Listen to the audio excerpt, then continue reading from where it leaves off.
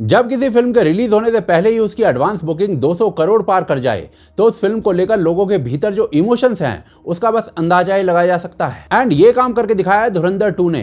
Film को bumper opening मिली है और ऑडियंस का रिएक्शन फिल्म को लेकर आउटस्टैंडिंग है। जबरदस्त, मजेदार, गजब, एक नंबर मूवी, शानदार मूवी, शानदार, क्रेजीएस्ट वाइब, मस्त पता चल गया बड़े साहब को।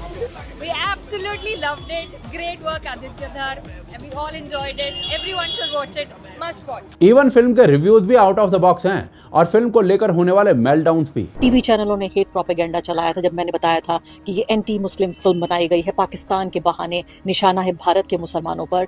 इस बार वो भी जरा सी, जिसे आंख की शर्म कहते हैं, उर्दू में एक शब्द होता है लिहाज, वो लिहाज भी इस फिल्म के निर्माता निर्देशकों ने नहीं बरती है। सीधे तौर पर एक पूरे तरीके से ब्लेटेंट कम्युनल और ब्लेटेंट प्रोपेगेंडा फिल्म बनाई है आज की सरकार के लिए। पर यह सब तो होना ही था, तो इन लोगों को इनके हाल पर छोड़ते हैं और हम किसी और इम्पोर्टेंट चीज पर फोकस करते हैं। धुरंधर ने एक ऐसा काम किया है जो कदाचित भारत के इतिहास में कम ही फिल्मों ने किया है। धुरंधर ने इंडियन आर्म्ड फोर्सेस की इमेज को चेंज करने का काम किया है अक्रॉस द ग्लोब। फिनलैंड के प्रेसिडेंट का इस फिल्म को देखने के बाद ये कहना था, Interestingly enough, before I came to India, my son suggested that I should watch Durandar, and I did. And of course, that was one part of the narrative of that movie. And I'm, I guess, happy to fight against terrorism and look forward to the sequel on the 19th of March of the movie. और अभी धुरंधर 2 के बाद Canada के PM के साथ दौड़ लगाते हुए वो कुछ ऐसा कह रहे थे। How was your Insta thing in India? In India, it was huge after I said I watched Durandar. That's what I realized.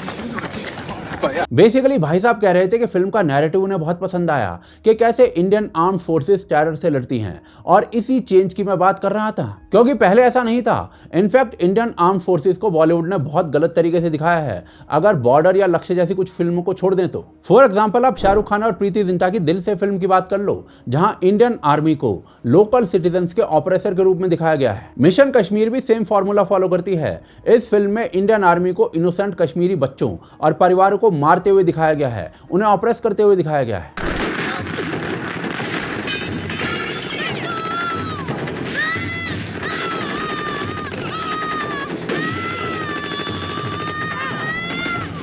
Haider में भी इंडियन आर्मी को डिमोनाइज किया गया है। इस मूवी का पूरा नैरेटिव आर्मी के खिलाफ और पाकिस्तानी मिलिटेंट्स के सपोर्ट में लिखा गया था। इसके बाद शाहरुख खान और फराह खान की फिल्म मैं हूं ना याद कर लो, उसमें सुनील शेट्टी का किरदार टेररिस्ट के रूप में दिखाया जाता है, जो कि एक इंडियन आर्मी का फौजी था। मैं पूछूंगा तो हाँ जनरल, जरूर पाकिस्तान भी हमारे गरीब गांव वालों को रिहा कर रहा होगा। फिलहाल तो पाकिस्तान से ऐसी कोई घोषणा नहीं आई है। क्या तुम पाकिस्तानी हो? जी हुजूर। तो हो गया मुकदमा। समर खान द्वारा डायरेक्टेड शौर्य में भी यही टोन दिया गया था कि कैसे इंडियन आर्मी ने इनोसेंट माइनॉरिटीज को टॉर्चर किया है, जिसके कारण मजबूरन उन लोगों को टेररिज्म का रास्ता चुनना पड़ता है। और ये बस नई फिल्मों में नहीं है। नसरुद्दीन शाह की तहलका याद कर लीजिए, जिसमें इंडियन आर्मी के ऑफिसर्स को ठरकी और हवसी दिखाया गया था।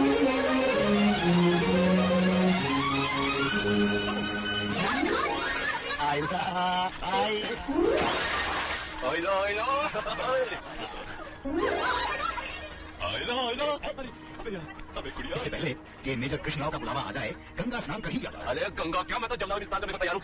अरे भाई, ये टाइम तो सिर्फ लड़कियों का टाइम है ना। अबे खंडे भाई, इसका इलाज तो मेरे पास है। बल्ले बल्ले ने। और भाई साहब, ये सेम चीजें आज ओटीटी के दौर में भी चल रही हैं। गुंजन सक्सेना द कारगिल गर्ल इसका प्राइम एग्जांपल है। इस फिल्म में क्रिएटिव लिबर्टी के नाम पर इंडियन एयरफोर्स को बहुत ही नेगेटिव लाइट में दिखाया गया। यह बताया गया कि कैसे इंडियन एयरफोर्स में लड़कियों के खिलाफ डिस्क्रिमिनेशन किया जाता है, उन्हें दबाया जाता है। हालांकि खुद असली गुंजन सक्सेना ने ये क्लेम आउटराइटली रिजेक्ट कर दिया था। एकता कपूर तो अपनी वेब सीरीज को अलग लेवल पर लेकर चली गई थी। उन्होंने अपनी वेब सीरीज में आर्मी ऑफिसर की वाइफ को अपने लवर को अपने पति का यूनिफॉर्म पहनते दिखाया था, सिर्फ इसलिए ताकि वो उस यूनिफॉर्म को सेक्स के दौरान फाड़ सके। और तो और कुली नंबर 1 के रीमेक में तो लिमिट ही क्रॉस कर दी गई थी। एक आइटम सॉन्ग में बैकग्राउंड डांसर्स ने इंडियन आर्मी और नेवी के यूनिफॉर्म पहने हुए थे, डांस कर रहे थे। सिर्फ इतना ही नहीं, उनमें से कुछ लोगों ने बलिदान बैच भी पहना हुआ था, जो कि सिर्फ पैरा एसएफ कमांडोज को दिया जाता है after one of the toughest trainings in the world. अब देखिए, इन सब चीजों से आपको दिक्कत हो या ना हो, पर इंडियन एयरफोर्स और आर्मी को दिक्कत जरूर हुई थी। और ये सब बॉलीवुड एंटरटेनमेंट के नाम पर नॉर्मलाइज करता आ रहा है। सो ये लोग इंडियन आर्मी की इमेज को ऐसा बनाकर रखते आए हैं, एंड ये मैंने कुछ ही एग्जांपल दिए हैं आपको, लेकिन यही लोग पाकिस्तान की आईएसआई को पता है कैसे दिखाते रहे हैं। आप बॉलीवुड के सो कॉल्ड किंग शाहरुख के पठान का एग्जांपल ले लो। इस मूवी में दिखाया गया था कि कैसे जिम एक एक्स इंडियन सोल्जर है जिसको अशोक चक्र भी मिल चुका है। वो बाद में विलेन बन जाता है और वो ह्यूमैनिटी को खत्म करने के लिए बायोलॉजिकल बॉम्ब बनाता है। उसके ऑपोजिट आईएसआई की एजेंट रुबीना, जो कि दीपिका पादुकोण है, वो एकदम लॉयल, फियरलेस, नोबल और हाई मोरल ग्राउंड वाली होती है, जिस कारण वो पठान का साथ देती है ताकि जिम को रोका जा सके। भाई साहब इसी को आईएसआई के प्रोपेगेंडा को एम्पलीफाई करना कहते हैं और इसी नैरेटिव को सलमान खान भी अपनी कई मूवीज में अपना चुके हैं, चाहे वो एक था टाइगर हो, टाइगर जिंदा हो। इन फिल्मों में सलमान खान एक इंडियन रॉ एजेंट का रोल प्ले करते हैं और एक आईएसआई एजेंट कैटरीना कैफ से प्यार कर बैठते हैं। सिर्फ इतना ही नहीं, इन फिल्मों के सीक्वल में तो हद ही हो गई थी। रॉ और आईएसआई को दिखाया गया कि दोनों मिलकर इराक में हॉस्टेजेस को रेस्क्यू कर रहे हैं। सोचिए जरा, जिस आईएसआई पर लादेन जैसे टेररिस्ट को छुपाने का आरोप है, उसी आईएसआई को बॉलीवुड ने बना दिया पार्टनर इन पीस। इस मूवी में यह भी दिखाया गया कि कैसे रॉ में भर्ती होने के लिए इंडियन मुस्लिम को पहले अपनी लॉयल्टी को प्रूव करना पड़ता है। ऐसा क्या है तेरे बैग में जो नीचे नहीं रख सकता? कुरान लाया क्या साथ में? चल कुछ भी लेके आया हूं, क्या फर्क पड़ता है? यहाँ बैग तो मेरा ही ऊपर रहेगा, लेकिन पहले बता इस बैग में है क्या? नहीं बताऊंगा। खोल इसे। नहीं। अबे खोल। आसान।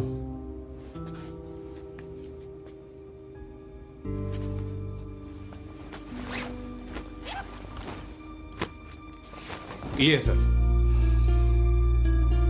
इससे बेहतर तो ये होता कि माथे पे लिखवा लेते, स्नाइपर हूं, इंडियन आर्मी का, नर्स छुड़ाने के लिए आया हूं। तो जैसे ये आईएससी वाले हर जगह अपने झंडे लगाते फिरते हैं ना, जिस दिन मिशन पूरा होगा मैं भी फहराऊंगा अपना तिरंगा। ऐसी और भी कई मूवीज है जहां पर आईएसआई एजेंट्स को बहुत ही सटल तरीके से पॉजिटिव लाइट में दिखाया गया है, जैसे कि agent Vinod, bell bottom.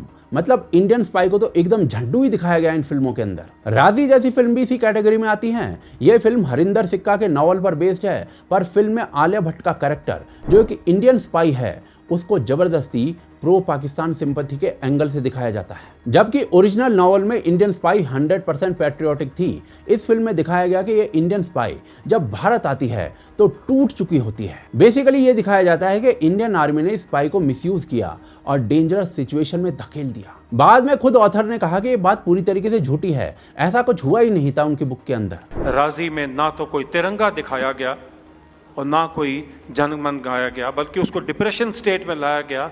Pakistan के फ्लैग दिखाए गए और इंडियन इंटेलिजेंस एजेंसी को नीचे दिखाया गया।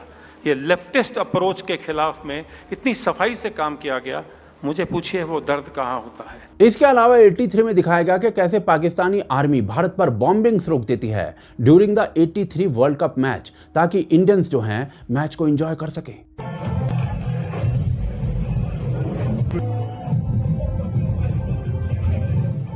उस तरह से मेरे सारे हॉटलाइन पर आपसे बात करेंगे। हॉटलाइन पर अब क्या हो गया?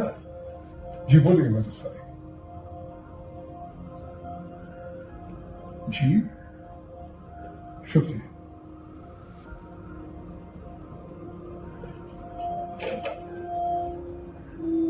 कह रहा है आप लोग इत्मीनान से मैच सुनिए, आज फायरिंग नहीं करेंगे।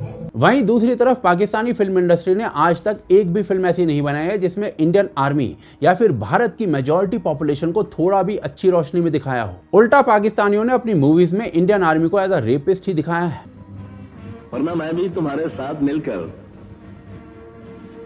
इन मुसलमान छोकरियों के जिस्म से खेलता, अंदर चल के अपने सारे कपड़े उतार दे, वरना मुझे जबरदस्ती कपड़े उतारने पड़ेंगे। हिंदू कुत्ते, मुसलमान लड़की अपनी जान तो दे सकती है, मगर अपनी इज्जत पर आज नहीं आने देगी, नहीं आने देगी। मैं आज तुम्हारा नंगा डांस देखूंगा। दिल्ली के मिरासी जाके अपने प्यार का नंगा डांस देख। तो फिर दे आवाज अपने मुस्लिमों को कि वो आए और आकर तेरी इज्जत बचाएं। और ऐसे में धुरंधर आती है, फिर धुरंधर 2 आती है, जो अनअपोलोजेटिक तरीके से एक इंडियन स्पाई की कहानी को बताती है और जिसे पूरी दुनिया देखती है। ऑस्ट्रेलियंस इस फिल्म पर रील बना रहे हैं।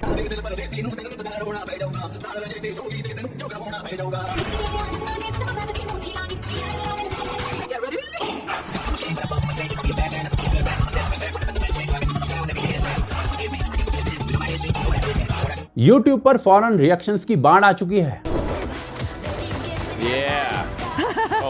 Oh my gosh, the stunts look amazing. Oh my god. That was intense. The gore. Damn! He's flying out of there. Gosh, what a trip. Oh, man. This might be like it, dude. How much action should we put in this? All of yes. Yes. And कई देशों के प्रधानमंत्री तक इस film का इंतजार कर रहे हैं। Came to India, my son suggested that I should watch Durandar, and I did. And of course, that was one part of the narrative of that movie. And I'm, I guess, happy to fight against terrorism and look forward to the sequel on the 19th of March of the movie. और ऐसे में ये बात safely कही जा सकती है कि धुरंधर ने वो काम किया है जो कभी हॉलीवुड ने यूएस आर्मी के लिए किया था। धुरंधर ने इंडियन आर्म्ड फोर्सेस की इमेज का मेकओवर कर दिया है। जो इमेज कभी एक ऑपरेसर की बनाई गई थी, वो आज एक पेट्रियट की बन रही है। वो इमेज टेररिज्म से लड़ाई की बन रही है। वो इमेज आज निडरता की बन रही है। एंड इसका एक बड़ा श्रेय धुरंधर जैसी फिल्म को ही जाता है।